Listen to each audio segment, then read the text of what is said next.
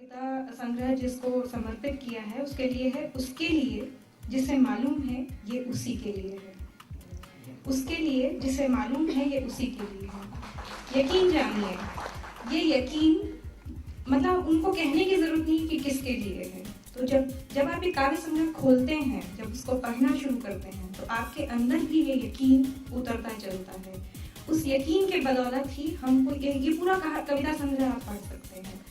छोटी छोटी कविताएं हैं, गजलें हैं, संविधान पर हैं, कानून पर हैं, देह पर हैं, भगवान पर हैं। मैं अपनी पसंदीदा एक कविता पढ़ती हूँ जो मुझे बहुत अच्छी लगी, और मुझे लगता है कि इस कविता संग्रह का नाम ये भी रखा जा सकता था, ईश्वर क्या चीज है। ईश्वर वो चीज है जिससे हम कुछ मांगने जाते हैं, जिसके सामने हमेशा हम याचना करते हैं, हमारा आंचल हमेशा फैला रहता है। लेकिन क्या कभी कल्पना की है कि ईश्वर को कैसा लगता होगा यदि वो किसी को आशीर्वाद दे दे कि ठीक है तुम जाओ, तुम ही राज करो। वो कविता है, आप उसके भाव समझने की कोशिश कीजिए। कविता का शीर्षक है ईश्वर की मृत्यु।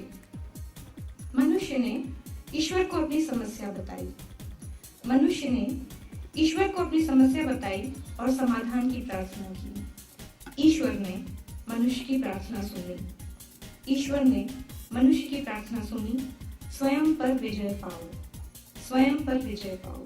आप गौर कीजिएगा, ईश्वर ने कहा यही सारी समस्याओं का उत्तर है। ईश्वर ने कहा यही सारी समस्याओं का उत्तर है।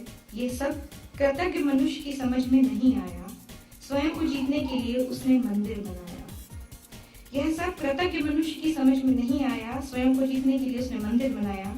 नतमस्तक होकर मंदिर में पुष्प चढ़ाए, कृतज्ञता में श्रद्धावश कुछ शब्द बुदबुदाए। यही सब करने मनुष्य के समूह पर समूह आए। उसी दिन ईश्वर की मृत्यु हो गई, घोषणा अभी बाकी है।